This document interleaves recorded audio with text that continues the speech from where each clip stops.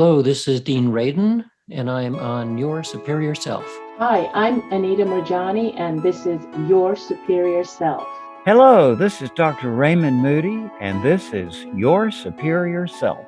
Hi, Cultural Creatives. I'm Bruce Lipton, and I'm here to join you with Your Superior Self. This is Paul Selig, and this is Your Superior Self. What's up, everybody? I'm Aubrey Marcus, and this is Your Superior Self. This is Kathy Hagler, and this is Your Superior Self. Ooh, I like that. That was very professional. Thank you, Kathy, for joining us. You look magnificent. Thank you for coming on the show. Oh, it's great to be here, Trey. Oh, I just threw this on. It was in my closet. I just threw it on. It's just in my closet. This old thing. This whole thing. So we're here to talk about your journey, your new book, Art of Scars. So why don't you give everyone kind of like a background on you? I mean, you have a huge resume, fantastic resume, very, very interesting. Why don't you give some of the listeners out there a little heads up about what you're about? Well, I'm from a little town in New Mexico called Clovis, New Mexico. I come from a blue-collar background. My dad made signs, and my mother worked in the dentist office. I started taking piano when I was 4. I started teaching piano when I was 12. So part of what I am about is I think I'm an artist. So part of the reason I call it Art of Scars is because I like the art part of me. But I'm also an educator. I spent a lot of my time in education. I'm a math teacher. Started as a dean of a college when I was 29, and then I decided I would start my own company, and I've been doing that. And I've had some really, really good mentors. I don't know how many of you have heard of Dr. Edward Demings, but he was the gentleman who actually went to Japan and helped them rebuild Japan after Hiroshima. The conversation, I traveled with him for a couple of years, which was amazing. And he told me, he said, the reason I want you to travel with me is, he said, I love math and music, and you do too. So I think we have a lot in common. So we really linked at the level of loving math and music. It was interesting because he told me one day, I said, well, how did you end up doing your work in Japan? And he said, well, I was in my study one evening after I just taught a class on statistics. And he said, my wife came down and she said, Ed, you have a call from General MacArthur. And he laughed and he said, yeah, that's true. I'm sure I do. And she said, no, I'm not kidding. General MacArthur's on the line. So he answered the phone call and he said, I want you to come to Japan and help us rebuild the country after the bombing. And so Deming is really famous for how to improve work processes and how to make them continuous quality. So that I learned from Dr. Deming. And then for my Ph.D. program at Claremont Graduate School, my major professor was Peter Drucker. And I was very lucky. So I have these 2 really great masters and that I was able to be friends with as well as learn from. And what I learned from Peter Drucker was really about leadership and management. But again, it was really all part of the way an organization runs. And what I really wanted to know more about, because my love in my heart is people. And I really wanted to understand, after I really started working in organizations, why can't we just all get along? What's going on in the culture? And so I wrote the book because I realized a real parallel between my life's personal scars and scars in organizations. And that's really what the book is about. It's how do you heal, not only as a person, but how do you heal an organization? And it was a great journey to write the book. So I'm delighted to be here this evening. Sure. Is this your first book? It is my first book. It is very exciting. I've always just worked, and I've done a lot of consulting, had my own company for many, many years, worked with lots of different companies. And then I decided, well, course, the pandemic helped. It kind of puts your brakes on. So I said, okay, during the pandemic, I want to do something useful. So I wrote a book. I want to do something useful. Well, that is for sure the thing to do, is write a book. This is my pandemic book. How long did it take to write it? It took 18 months. Was it tough for you? So this is about the art of scars, right? Like, so you're kind of weaving your personal story in with how you can heal an organization's culture and change their climate, maybe their character as well, if an organization has character. Yeah. Did you ever get into flow when you were in it? Did you struggle with it? Because there's a little bit of your story in there, right? Like, that's at the very beginning of the book, which is very powerful. We can hit on that too. But writing a book, it's pretty big. It's not something that's very small. That's 200 pages with references and resources. I love all your thinking about flow, because the guy who wrote the first book on flow teaches at Claremont, which is where I got my doctorate. And I'm very interested in the whole thing of flow. And the way I got into flow to write the book was during the pandemic. I needed to really just be in flow. So I checked into a hotel, and nobody was in the hotel except me.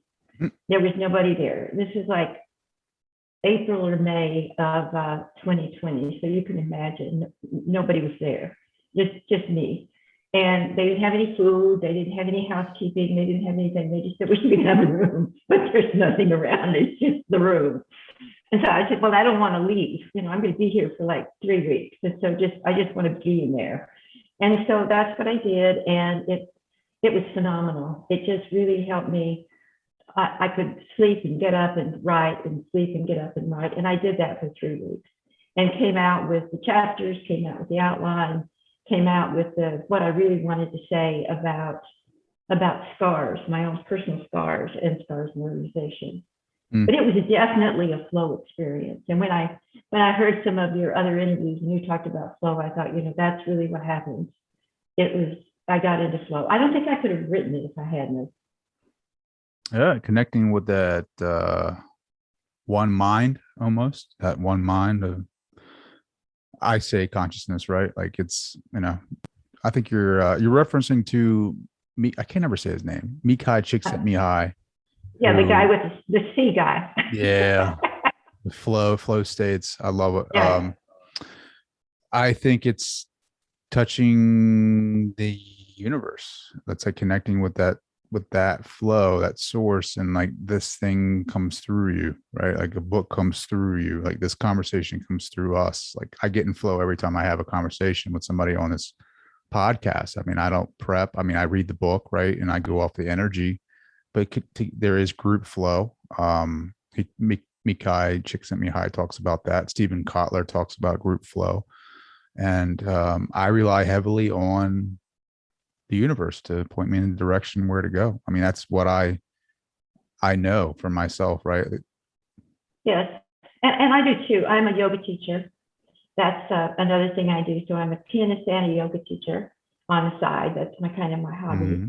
But the whole thing about consciousness and subconsciousness, and you've read the book, and I talk a lot about the subconscious and the conscious, but the superconscious, the universe, is really what helped me stand back. That's my standing back, and looking at, well, I'll tell you that my conscious name is Kathy.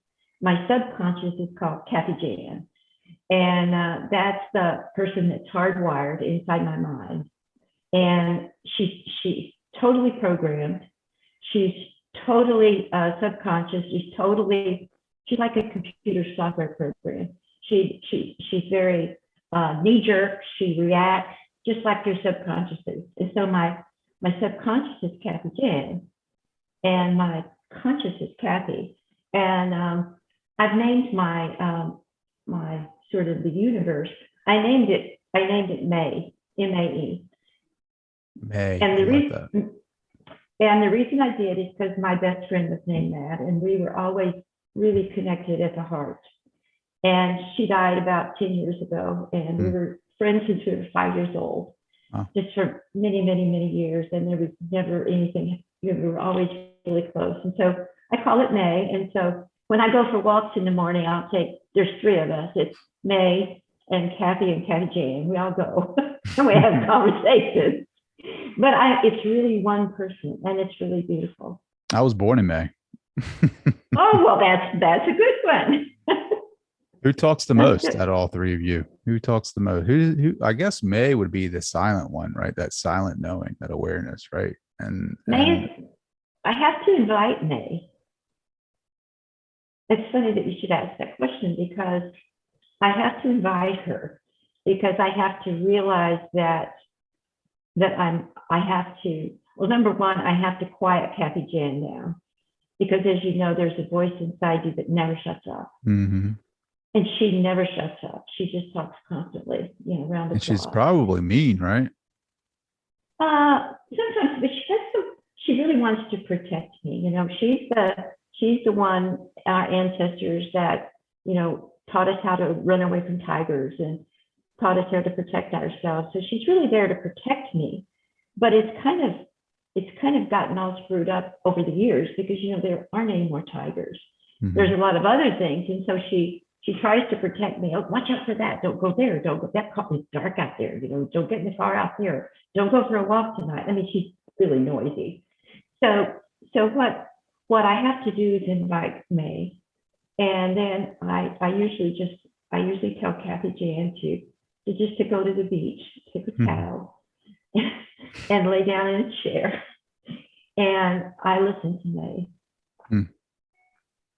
That's pretty amazing. What does May tell you? It's fascinating, because as I take my daily walks, I usually say, I want to know, I want you to give me some idea of what I need to learn today, where I need to be of service, where I need to learn to love myself, but where I need to serve others. And I want you to show me. And so it's always different. I'll give you an example. Yesterday, I always walk to town. I live about 3.5 miles from town. So I walk to town and walk home about 5 days a week, because it's just a good exercise, and it's beautiful. I live in North Carolina now, and it's just, in the Smoky Mountains, and so it's just gorgeous. So anyway, I told May, I said, I'm here. I hear you, and I want you to show me, show me what I need to do today. So I was walking down Main Street, and I ran into this guy that I knew was a cook at a restaurant. And he's a really big, kind of overweight guy. And he had his little dog with him, who was a little tiny dog, but he was a little tiny dog. And he said, I said, well, hi, John. And I said, what's your dog's name? He says, this is Sweet Georgia Brown. And I said, well, she's really a cute dog. And I said, how long have you had her? And he said, well, she's 13. I said, oh, that's good. You've had her a long time. And he said, I got your book, because I had given him the book. He said, I got your book. And he said, what's it about? And so May basically said to me, talk to him.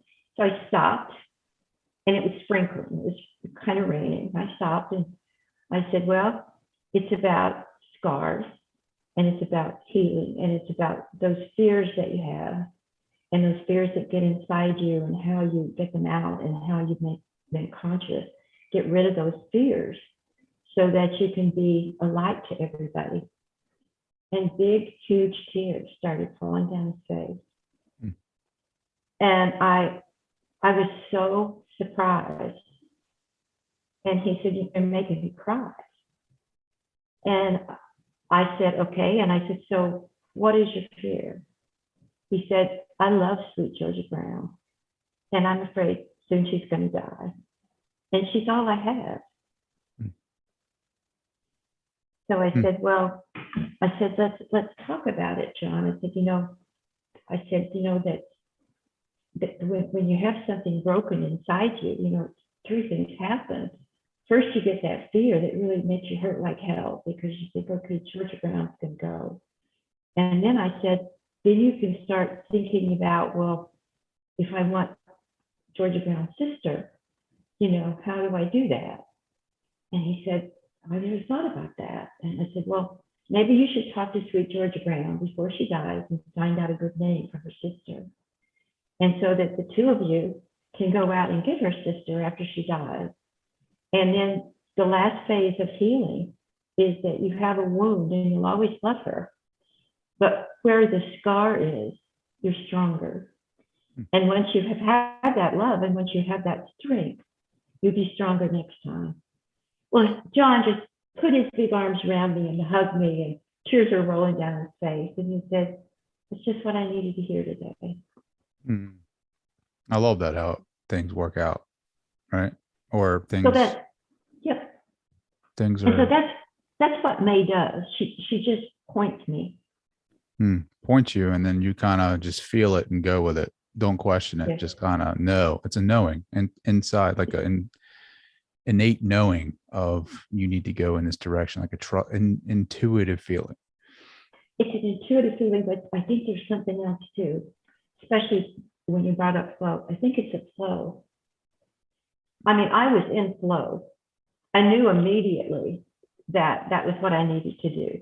So once you see it, and once you know what the universe is telling you, you know it.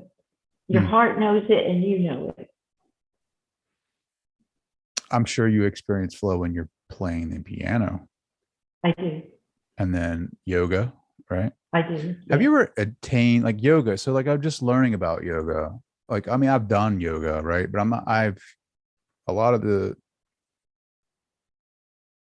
texts that I read, I don't know if yoga is the same meaning. Like in India, some of the texts that I read are like that, connecting with oneness. They call them yogis that are doing this type of yoga. Then they're experiencing higher levels of consciousness.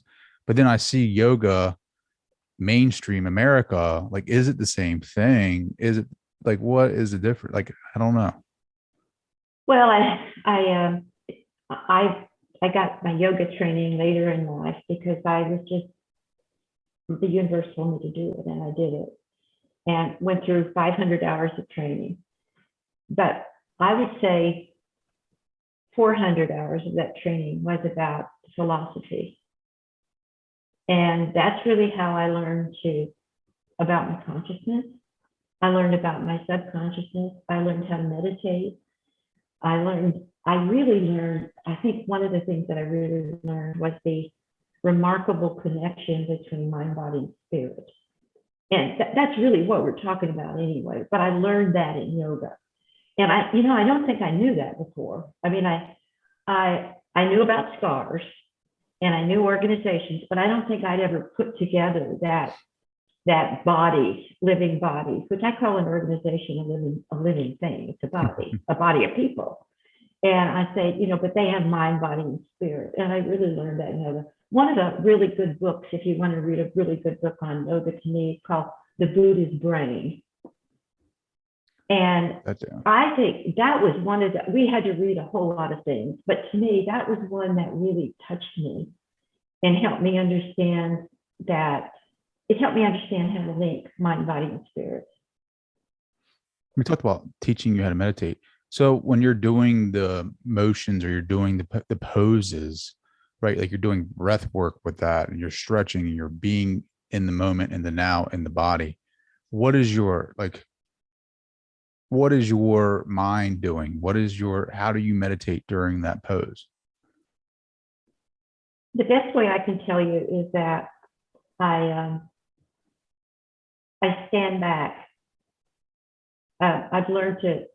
Kathy Janis learned to be quiet during yoga. She has to go and sit in the corner. So I put Kathy Jan away. But what I do is watch myself. And I watch myself so that mind, body, and spirit is all together. It's like an observer.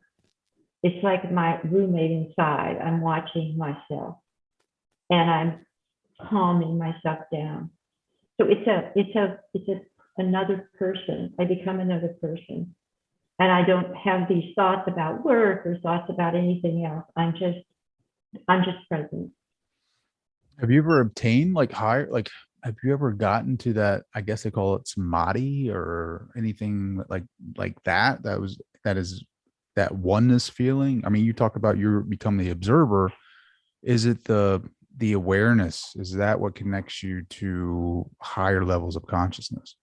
It is. It's the observer, but it's also the quieting. It's also the calming. I've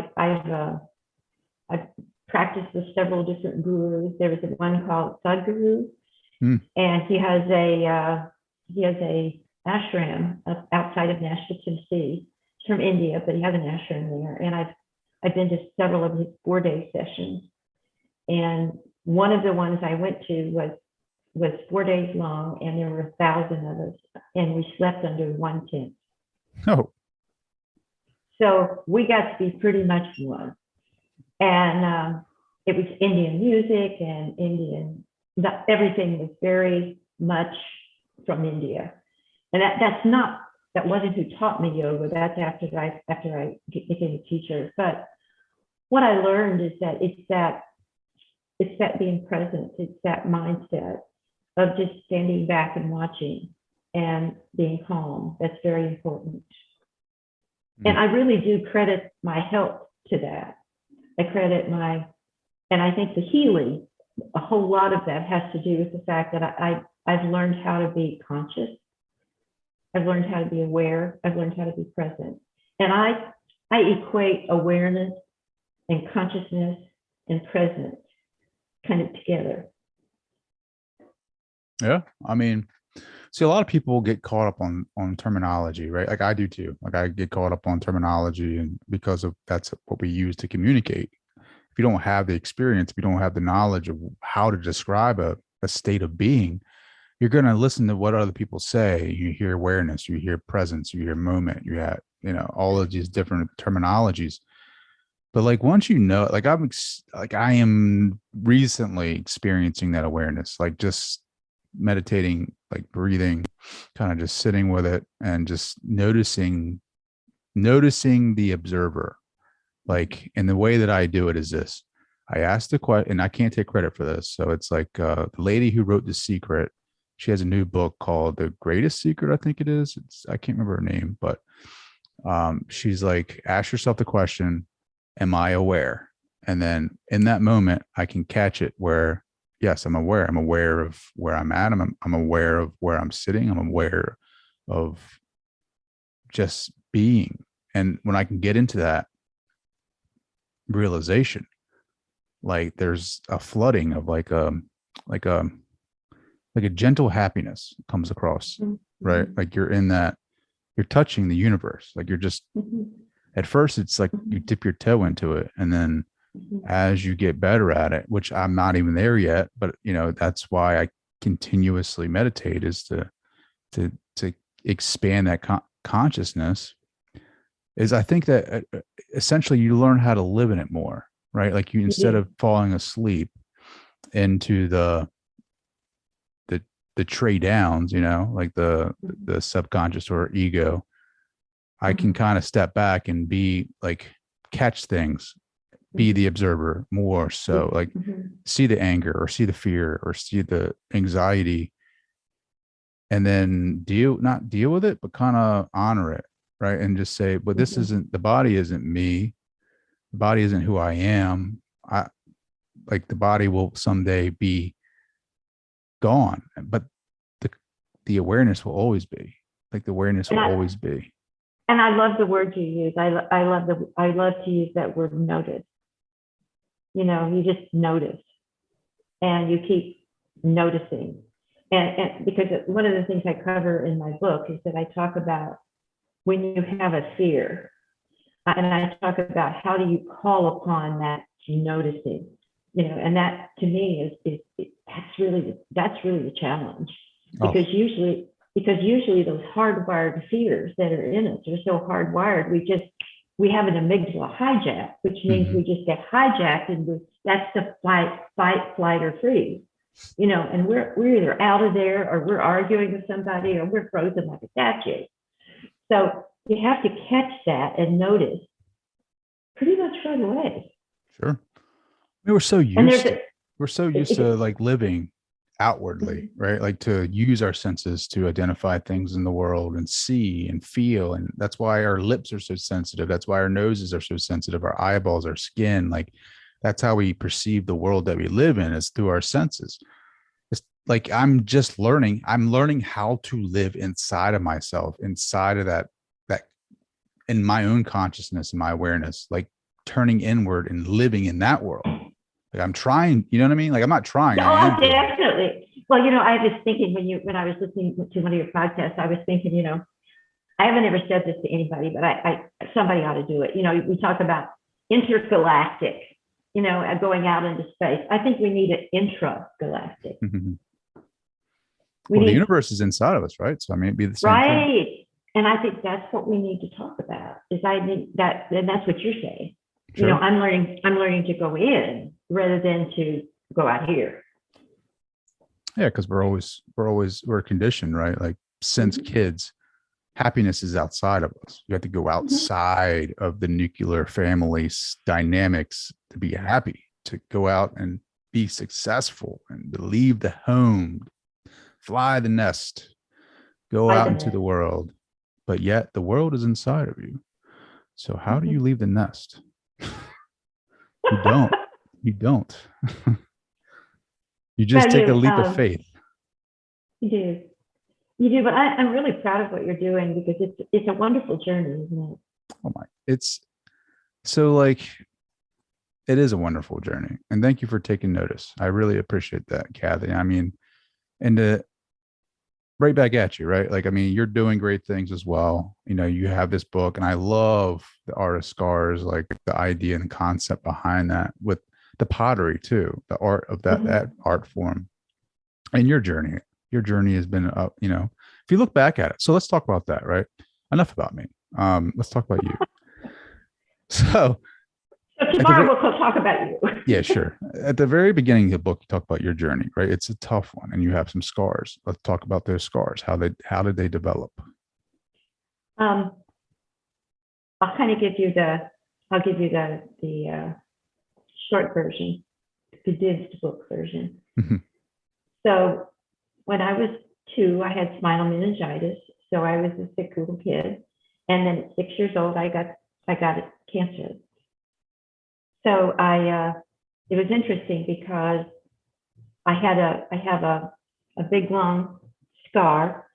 I know this is not necessarily, everybody can't see it, but it goes all the way down my arm. It's like a runner. And when you're in the first grade, you don't want to have weird things on your body. And so I was really embarrassed. And so I used to wear long sleeves so nobody could see my scar. And then one day, a little girl saw my scar, and she said, "Wow, look at that." And she said, "Can I touch it?" And I'm thinking, well, and so I let her touch my scar. And then she's just telling all the other little kids, "Kathy's got a scar." And so they all looked at the scar. And so I started charging a quarter. Entrepreneur out of the gate. And so it was so funny, because I started to see that it didn't kill me. I started to see that I was still alive, and that not only was I alive, but that people thought I was unique. They thought I was unique because I had this runner going down my arm. And so I followed that and the kinds of things. Then my dad died when I was really young, and that was a huge scar. And I said to myself, I'm going to rise above this. I know how to do this. I rose above that. Then I went on with my life, and my son was killed. He was killed at 20. And then because of his death, my husband died. And because of all of that, I got cancer. So it's kind of like boom, boom, boom. And it all happened right then. And I thought, I'm still going to be here. But there was something in me, Trey. And about then is when I remembered that my discussions with Dr. Demings, because he knew so much about Japanese, he had talked about the Kintsugi base. And he said, Kintsugi base, the whole theory behind wabi-sabi, or the Kintsugi base, is that there's imperfections in the world. and you need to accept the imperfection and realize that change is okay. And then you can go forward. And then if you look at the vase is this beautiful, this can be a beautiful vase, but it's been broken and filled in with gold. Mm. And he said, that's what organizations can do. And I thought, that's what I did, because what scars do is they are even stronger than your skin. So I started talking to my doctor and I said, so tell me about scars. And he said, well, first they hurt like hell. So when you first get a scar, it hurts really bad. And then it goes through a proliferation stage where all your cells get together and they start healing it. And it doesn't look very pretty, but it starts healing. And then before you know it, it heals over. And the skin that it heals over is a maturation stage, and it's stronger than anything else in the body. So I thought, that's it. We are kintsugi vases that have been broken because everything breaks. If you look at the second law of thermodynamics, everything breaks. And if you just kind of get that up front, like I figured out for me, I broke and broke and broke and broke and broke, but I'm still here. Mm. And I'm filled in with gold because I'm different. I'm unique. And everybody's unique. It's just that some people don't realize it. And they don't take advantage of it. Maybe it was because I charged a quarter to see my arm. Yeah, you were making profit early. That's right. Wow. Well, you said something in there that caught my ear. You were like, because of, and again, I'm sorry for the losses, but because of the losses, you got cancer, right? Explain that, unpack that. Because of this, was it because of the mindset, like what Bruce Lipton talks about, what epigenetics, the thought creates the environment? I totally think that's what happened. I totally believe that it's almost, and I've never said this either, but it's almost like I expected it. I mean, I felt so broken after my son was killed at 20. He was killed right after 9/11 and in a car wreck. And then my husband died when I took care of him for almost 2 years with a terrible form of cancer. And then I just felt like I was broken, and I didn't catch it quick enough. And that's what I'm saying about that noticing. I didn't notice quick enough that I was really emotionally ill. And when you get emotionally ill, I so believe Bruce Lipton. I just went to see him in Taos about a month ago. And he's amazing. He's amazing, because I totally believe that we make ourselves sick. And so I did. And now I know to watch for the signs. I know how to notice, but I just don't think I yet figured that out. I knew that I could rise up above it, but I didn't do it quick enough. Yeah. Well, you can see things in your body. You notice that, right? Like, stress, right? Like, I mean, for years, like I was struggling with stress in my body and not understanding, like we always write it off as genetics. So, we look at our, I was always under the belief of, the doctors asking me what my family history was. There's a good probability that I'm going to experience what they had. But it's like, the more that I research, the more that I look at what Dr. Bruce Lipton has done in his work, and Joe Dispenza and his work, the mind creates a lot of that illness, a lot of that. Your belief systems create a lot of that. Your stress creates a lot of that, like dis-ease in the body, creating these chemical reactions that are cortisol going to these areas. Like if you have stress in your gut, you're going to experience a lot of the dis-ease of energy in those organs around that area, because it's energy, it's bad energy, and it vibrates and it spreads. And that's why meditation is so important. Yoga is so important, is to get get into that moment, be aware of the moment, and allow it to just, like I said, that happiness that I was talking about, that soft happiness, is what clears you of like all that negative energy, and like where you can come back to center and kind of reset. Because like the one thing that book did talk about, The Greatest Secret, is, and I never really put this together, because I was always associating thought with emotion, like thought, emotion, right? But when you think about it, the emotion's usually already there in the body. It's just waiting. It's just waiting to come out because you've suppressed it. So like when I feel angry and I express that anger, it's not because of that moment. It's because that it was already there in the body, and I'm surrendering to it and allowing it to show itself. Where if it's like a walking, ticking time bomb walking around. And if, I see Kathy walking and I do something that instigates some type of confrontation, or if you're driving in traffic and you get behind somebody slow and you start stressing out and you start like getting angry, like that anger and that anxiety was already there. You just haven't dealt with it yet. And it just comes out because you can't take it anymore. Like it's not the thought and the emotion. Usually the emotion's already there. It's just waiting for itself to be expressed. And now it's kind of like when I get into that awareness, I can hold into that moment and be aware. That's it's like that's clearing notice, all that of that. moment of notice. It's clearing Hold everything on. out. It's clearing it out. Yeah. It's getting it out of the body. So I don't have it Right. there anymore. And it's not immediate. Like you're Yeah. still going to have emotions in your body. It just, things slowly start to not bother you. Like you start slowly becoming the witness in the moment, and you start seeing the drama play out, and you start watching the movie, and you start becoming aware of the movie, and you start seeing the scenes go by, and you're like, man, like a year ago, like I totally have been losing my shit right now. But I'm going to sit here and be calm and allow the scene to take place, and just notice that I am not this body, but I am the awareness, and I'm just watching it. It's not good or bad. I'm just here. And that's where like some good stuff comes out. It's very good. The issue I find is that I can't always do that. Oh, no. No. I'm still human. Every now and then, the old Kathy Jan, she's dressed up, stomping around. She really is. Well, so me too, right? Like we all fall back asleep, right? It's just learning to be awake more.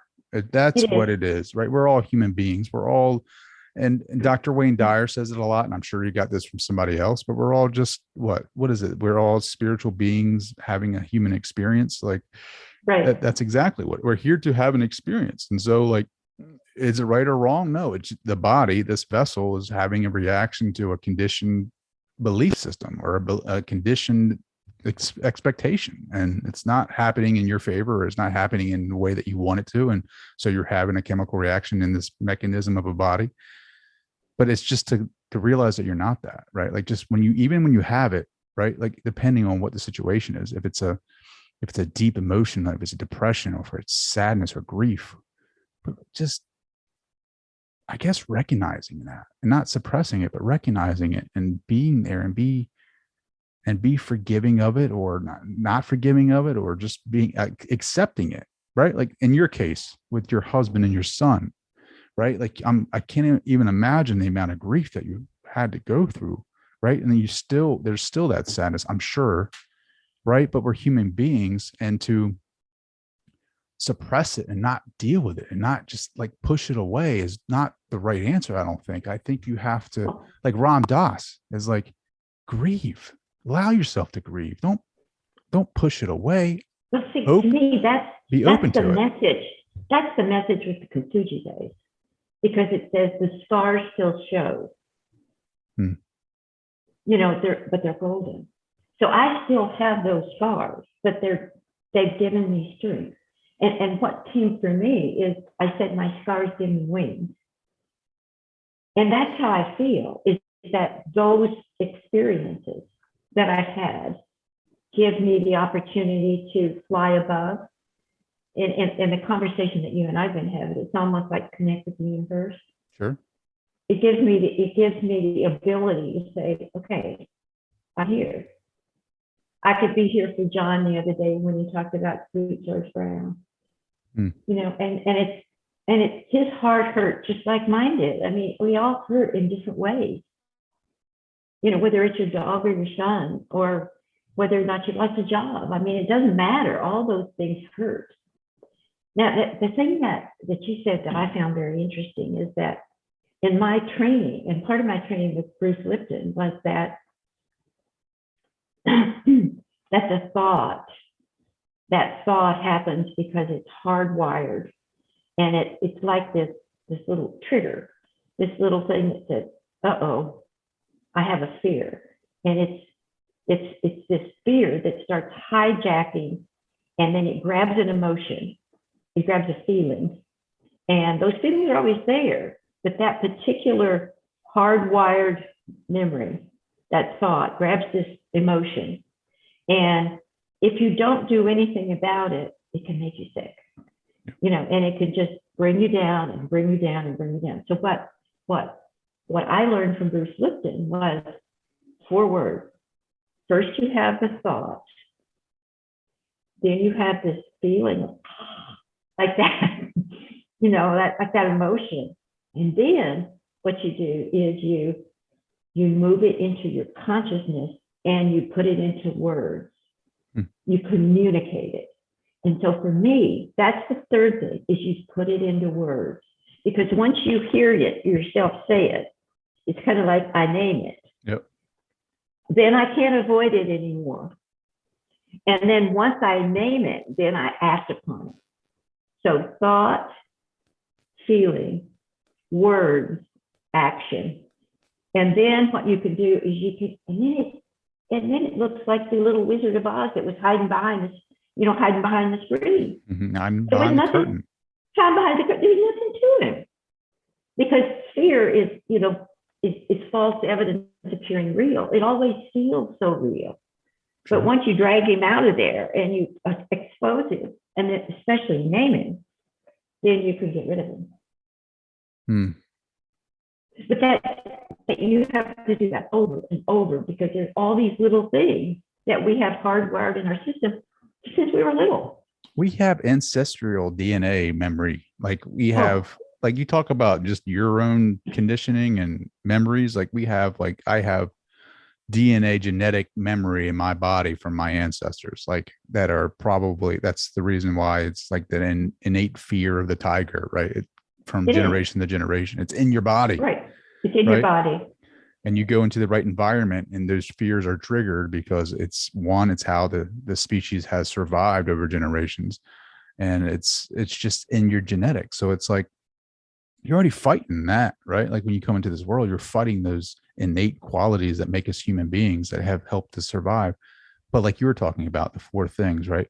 Naming it, you identify it. You can say, oh, fear. You give your consciousness the control. And that's what I loved from Bruce Lipton, because he said our subconsciousness, which where all that hardwired stuff lives, it's all of our ways that we react when we see something, it triggers us. But that's the thoughts and the feelings. But once you bring it up, our subconscious is 95% of how we behave. I mean, we don't think about how we brush our teeth or comb our hair or get dressed. I mean, it's all just rote. But what Bruce says is that the 5% of your consciousness, because it's 5% of consciousness, 95% of subconsciousness, that 5% of awareness then begins to get you into the consciousness and the super consciousness, which is all powerful. So once you can name it and claim it, then you can do something about it. Yeah. And you realize how tiny it is. But when it's inside you, it feels like the Himalaya mountain. Yeah. What's the chemical reactions that you're feeling? It's like that. It's as strong as the pharmaceutical drugs that we pump into our bodies, like that, like the dopamine that I feel when I achieve a goal, the endorphins that I feel when I run, the cortisol that I feel when I'm anxious. Like those things make me feel like either the world is on fire or I have just achieved a great success. And it's like, you believe these things, but what is reality? What is reality really? Right. Right. I mean, the reality is the presence. It's your consciousness, and it's the super consciousness that you can bring in. We have that power. Yeah. Yeah. Kathy, I can't even believe, like, time is flying here. Well, I could talk to you for a long time after I heard what you talked about. I mean, and I think the reason I wrote the book, Trey, was I really wanted, because I'm also a corporate gal. You know, I've worked with all these big corporations, and they would think I was full of it. Mhm. You know, if I go in and I told the CEO, you know, let's just meditate, you know, that wouldn't go over well. However, what I've tried to do is I've tried to take my processes of how I know to heal an organization and put them in the same framework, so that I'm actually introducing all of this without having to say, if you meditate or if you think of the superconscious, but that's what we do. Because I tell them, you have to get the vision. You have to understand. You have to talk to the people, and together, collaboratively in a collective, you have to know where you really want to go. That's pretty supernatural. So you're like almost doing like a group visualization, law of attraction deal with corporations. Oh, I do that all the time. I've done it for all these years that I've worked. And you know what? It's amazing.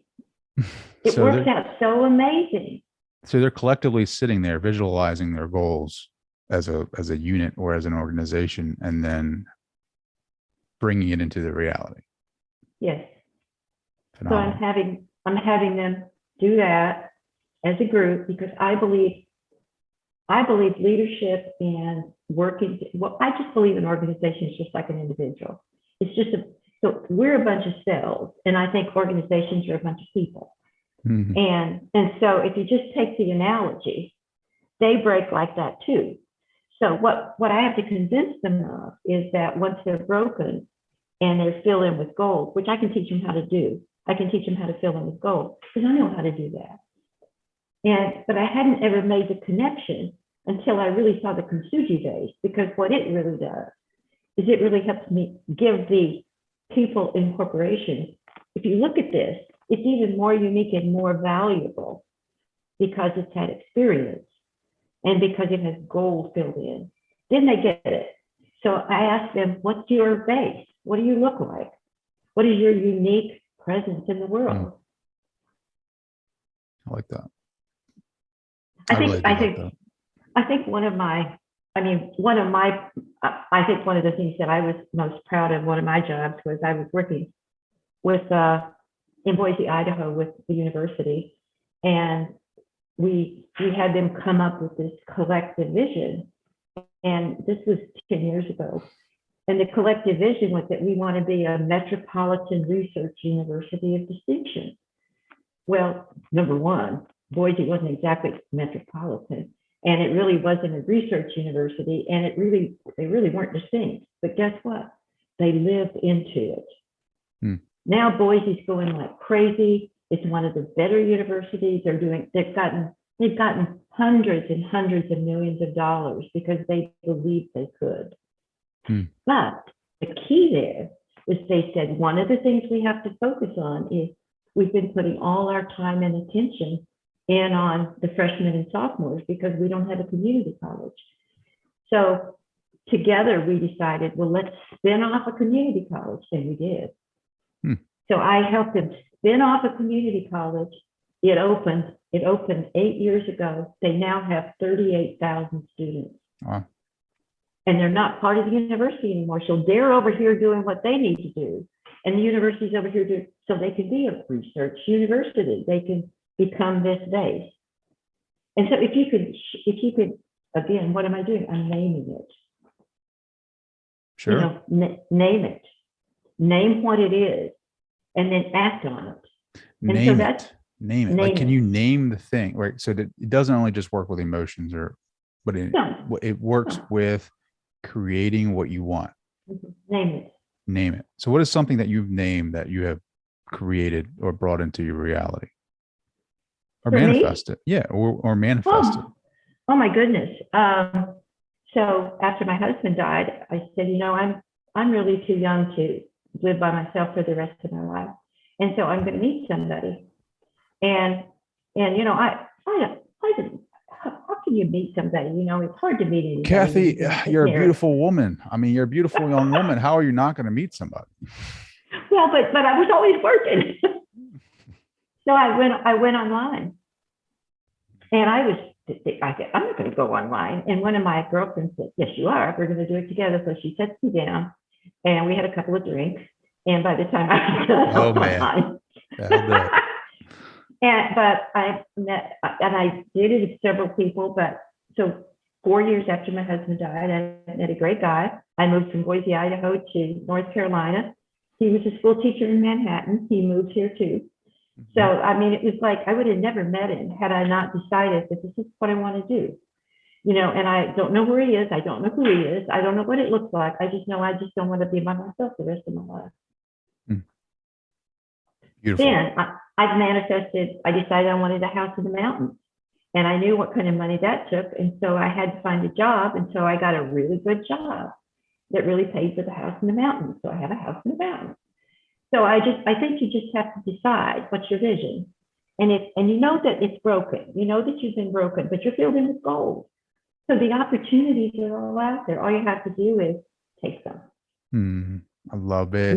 Name them and take them. Name them and take them. Yes. I love it. Kathy, how can people find out more about you? Well, they can go on my website. It's kathyhagler.com, and it talks about my book, Art of Scars.